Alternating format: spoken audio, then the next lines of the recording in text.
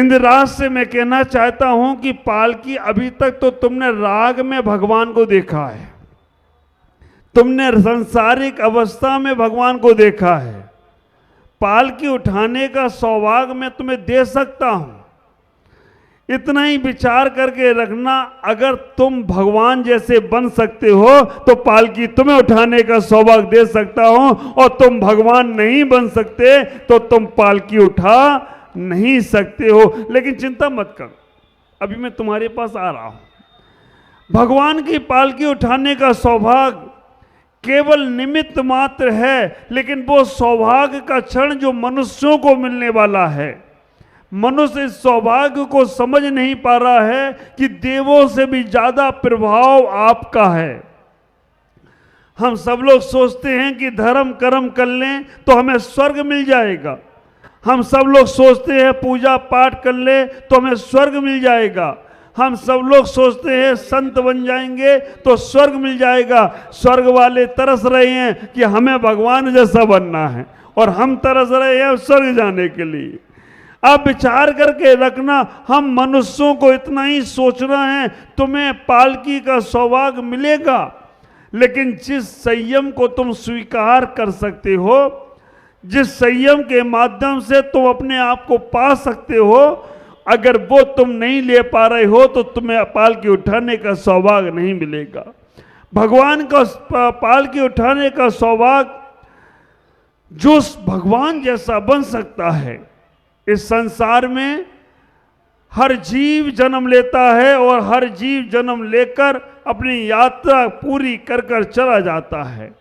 ख्याल करो, 84 लाख दरवाजों का एक महल है, और उस 84 लाख दरवाजों के महल में एक ही दरवाजा खुला हुआ है। एक नेत्रहीन आदमी उस महल में घुस गया, उस महल में प्रवेश कर लिया, और आप विचार करके रखना, उसको निकलने के लिए आकाशवाणी हुई कि दरवाजा एक खुला है, अब आप अपने हिसाब से कैसे निकलना है।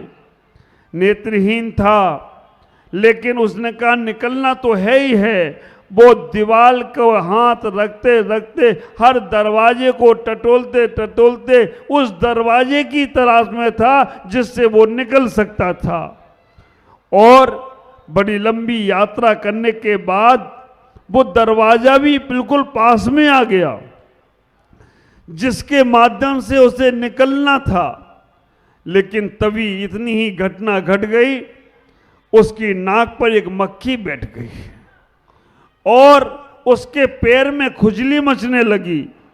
तो उसने दरवाजे से हाथ उठाया और मक्खी उड़ाने लगा, और एक हाथ से पैर की खुजली मिटाने लगा, और इतने में वो दरवाजा निकल गया। आप विचार करके रखना, इतने में वो दरवाजा निकल गया, फिर वो 84 लाख योनियों में भटकता ही रहा। वो आदमी और कोई नहीं, आप लोग ही दिखते हैं।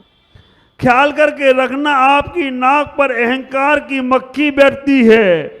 मैं अहम ब्रह्मो अस्मि, मैं ही सब कुछ हूं, मैं ही सब कुछ कर सकता हूं, मेरे अलावा और कोई नहीं है करने वाला। ये अहंकार की मक्खी जब तक तुम्हारे नासिका पर बैठी है, विचार करके रखना, जहां अहम है वहां अरहम नहीं आ सकता। जहां पर अहंकार है वहां पर नमोकार नहीं आ सकता। जहां पर अहम भाव है वहां पर विनय गुण नहीं आ सकता। तो विचार करना, अहंकार की मक्खी और कामना वासनाओं की खुजली तुम्हें मस्ती है तो वह दरवाजा पार हो जाता है। हे भव्य भोले प्राणी मनुष्य, तुम पूर्ण रूप से संयम को प्राप्त कर सकते हो। देखो, एक तरफ 3 लोक के नाथ, जिनके पास वैभव इतना वैभव, पारस कुमार जिन्होंने अपनी आयु के वो बसंत गृहस्थ अवस्था में व्यतीत किए, विवाह नहीं किया, सन्यास की ओर अग्रसर हो गए। आप विचार करके रखना, सोचना आप इतना ही जीवन में कि वो कैसे सन्यास को निकले होंगे। उनका सन्यास तो हमने देखा नहीं। उनका सन्यास कैसे निकल गए होंगे हमने ग्रंथों में पढ़ा, उनके सन्यास को हमने ग्रंथों में जाना, लेकिन एक यहां पर जीवंत परमात्मा बनने जा रहे हैं। आप विचार करके रखना, अशोक भैया जिनका परिवार आज यहाँ 50-100 लोगों का परिवार यहाँ उपस्थित है, और अभी कैसे राग से बैराग और बैराग से वीतरागता की ओर जाएंगे। ख्याल करो, हमें अपने जीवन में इससे शिक्षा लेना है। मैंने सुबह भी बोला था, जो लेता है दीक्षा से शिक्षा उसको मिलती है जगत में भिक्षा, और जो नहीं लेता है शिक्षा उसको चलाना पड़ता है रिक्शा। तो ख्याल करना, 3 पहिए का रिक्शा चलाते रहोगे, इधर उधर जाते रहोगे। आज संयम के दिन हमारे मन में कुछ ना कुछ संयम का भाव आना चाहिए। बहुत से लोग आए मेरे पास, महाराज मुझे भी संयम में दो, आगे बढ़ाओ। परिवार के लोग आए इनके, मैं रात्रि भोजन का त्याग करता हूँ, हे भगवान मैं इस चीज़ों का त्याग करता हूँ। और तो और हमारे यहाँ पर ऐसे भी परिवार आए जिन्होंने प्रतिमाएं ले ली। आप विचार करना, जन्म दिवस हुआ, उन्होंने कहा महाराज हमारी 2 प्रतिमा, हमारी 1 प्रतिमा। ऐसे बहुत से लोग यहाँ बैठे हैं। मैं आप सबसे भी कहूँगा कि आप भी अपने जीवन में कोई ना कोई संयम जरूर लेना। छोटे छोटे व्रत, हमेशा आप लोग 2 लाइनें सुनते होंगे, घुटने के बल चल चलकर बच्चे खड़े हो जाते हैं, और छोटे छोटे नियम एक दिन बहुत बड़े हो जाते हैं। छोटे छोटे नियम एक दिन बहुत बड़े हो जाते हैं। कोई ना कोई नियम लेकर ही जाना। भगवान की जब दीक्षा होती है, हजारों राजा मुनि बनते हैं, सैकड़ों राजा अणुवृत्ति को धारण करते हैं, और धारण करने के बाद वो अपने जीवन के कल्याण को करने का प्रयास करते हैं। अशोक भैया दीक्षा के रूप में यहाँ उपस्थित थे, और आज उनकी परीक्षा होगी। अभी पूछूंगा उनसे कि भगवान से तो मैं पूछ नहीं सकता हूँ, भगवान को दीक्षा देने का सौभाग्य, और माँ ने तो अपनी पूरी कहानी सुना दी कि वहाँ तुम जा रहे हो, मैं किसके भरोसे रहूंगी। माँ और पिता से मैं कह रहा हूँ चिंता नहीं करना। कहाँ है माता पिता? चिंता नहीं करना, मैं हूँ, भगवान का वंशज ही हूँ, मैं आपका ख्याल रखूंगा, और आपका भी अब संयम में जीवन होगा। अब भगवान आपका पुत्र दीक्षा ले रहा है, तो अब आज से आपका अखंड ब्रह्मचर्य व्रत रहेगा। वैसे तो पिता ने कहा महाराज हमारा व्रत ही है, फिर भी आपस का बहुत अच्छा प्रेम भाव रहे, और जल्दी से जल्दी जैसे भी हो आप सेवानिवृत्त होकर अपने पुत्र के मार्ग पर चलकर अपना कल्याण करना। मेरा बहुत बहुत मंगलमय आशीष है कि आप दोनों का जीवन मंगल में हो। ख्याल करो, माँ भावुक हो रही है, माँ ज्ञानी है। माँ ने आज ऐसा पुण्य कमा लिया है कि अपने पुत्र तीर्थंकर पारस कुमार को दीक्षा देकर अब इन्होंने स्त्री पर्याय का छेदन कर दिया है। आगे कभी संयम लेकर अब दोबारा स्त्री पर्याय में नहीं आएंगे और ज्ञान की पर्याय को प्राप्त करेंगे। मैं आपसे भी कहूँगा, फिर चाहिएगा, मैं आप सबसे भी कहूँगा कि आप भी अपने जीवन में संयम को व्रत को पालन करके, संयम को व्रत को पालन करके अपने जीवन को आगे बढ़ाना है। अशोक भैया के परिवार के लोग अभी जब मैं दीक्षा दूंगा तब खड़े करवाऊंगा। अशोक भैया का आज जीवन जो यहाँ परिवर्तित होने जा रहा है, पूरा का पूरा अमूल चूल परिवर्तन उन्होंने अपने जीवन के 2016 से वो मेरे संग में ही हैं। उनके पहले उनके पिताश्री निर्मल कुमार जी उनके पिताश्री का नाम था, माया देवी उनके माता का नाम था। आज वो नहीं हैं।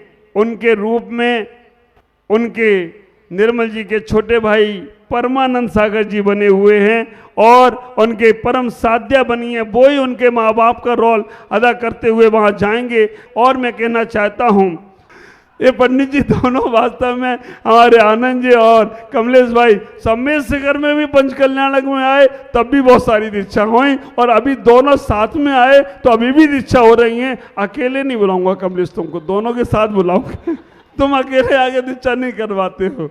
मैं आप सबसे भी कहूँगा, इस मार्ग पर हमारे दर्शन भैया आगे बढ़ गए हैं। इन्होंने भी कह दिया है अगला पंच कल्याणक जब भी होगा उसमें हम भी उस दीक्षा को स्वीकार। आज इनकी दीक्षा पे हमारा केस लोच और इनकी दर्शन भैया की दीक्षा पर हैप्पी भैया का केस लोच, एक से एक कदम जुड़ा हुआ है। और सपना बोले नहीं महाराज अभी नहीं, आराम से होगा, लेकिन दीमापुर का इतिहास जमेगा। आप विचार करके रखना। मैं उन परिवार से भी कहूँगा, उन माता पिता से भी कहूँगा कि अपने जीवन को व्यवस्थित बनाने का प्रयास करेंगे और दीक्षा के संस्कारों को स्वीकार करेंगे। हम आप सबसे पूछना चाहते हैं, अशोक भैया को दीक्षा भगवान के लिए नहीं पूछूंगा, क्योंकि उनमें तुम मना भी करो तो भी हम दूंगा, वो तो हमारा पुण्य होगा। आप सबसे पूछना चाहता हूं, अब देखिएगा अशोक भैया बिल्कुल दूल्हा के तरह सजे धजे बैठे हैं और उनकी दीक्षा का क्रम अब शुरू होने वाला है। भगवान की जैसे ही दीक्षा होगी, क्रम उनकी शुरुआत होगी, तो हम आप सब लोगों से पूछना चाहते हैं कि हम अशोक भैया को दीक्षा दे दूं। मुंगेर की समाज से पूछना चाहता हूं दीक्षा दे दूं, दे दे। इतने इंद्रराजों से पूछना चाहता हूं दे दूं। हाँ महाराज हमारा थोड़े ही है, दूसरे का माल है, दे दो आप तो दीक्षा। अब विचार करके रखना। हम अपने संघ से पूछना चाहता हूं, मुनि महाराज से पूछना चाहता हूं, चुल्लक जी से पूछना चाहता हूं दीक्षा दे दूं। संभालना पड़ेगा भैया आप लोगों को। माता जी लोग, आप लोगों को भी, आपका परिवार बढ़ रहा है, आप विचार करके रखना। ये 13 प्रकार का चारित्र तो बहुत दिनों से थे, अब 14वां गुणस्थान चढ़ने वाले हैं आप तो सबके सब। आप विचार करना, संघ में बढ़ोतरी हो रही है और घर में तुम्हारे कोई बच्चे का जन्म हो तो तुम्हें खुशी होती है कि नहीं? यहाँ तो हमें और हमारे पूरे परिवार को इतनी खुशी है कि आज चलो हमारे संघ की वृत्ति, हमारे मुंगेर का पंच कल्याणक हमेशा हमेशा याद रहेगा। क्योंकि जब जब हम अपने अशोक भैया को देखेंगे तो कहेंगे मुंगेर पंच कल्याणक में इनकी दीक्षा हुई है। मैं आप सबसे इतना ही कहूँगा कि आप अपने जीवन को व्यवस्थित बनाने का प्रयास करें। कुछ छोटे छोटे संयम व्रत नियम जरूर लेना, तभी तुम्हारा जीवन सार्थक होगा और तुम्हारे उस जीवन से तुम्हें बहुत प्रेरणा मिलने वाली है। ख्याल करो, मैं भी वैसे नियम से घबराता था, मैं कभी महाराज के पास नहीं जाता था, रात में जाता था। रात में हमारा भी मौन और महाराज का भी मौन। महाराज कहेंगे हो, मैं कहूँगा हो, वो कहेंगे हो, हम कहेंगे हो। वो तो एक दिन में चले गए प्रसन्न सागर की मुस्कुराहट देखकर। प्रसन्न सागर जी मुस्कुराते अच्छे हैं और मुस्कुराए तो हम फंस गए। फिर भी मैं गया नहीं उनके पास, वो मुस्कुराए हम भी मुस्कुराए। लेकिन एक महाराज के पास गया, प्रबुद्ध सागर जी के पास, और विचार करना, पहला नियम लिया था कि मंदिर चप्पल पहन के नहीं जाऊंगा, और उस नियम ने मुझे यहां तक पहुंचा दिया हो तो कोई आश्चर्य की बात नहीं है।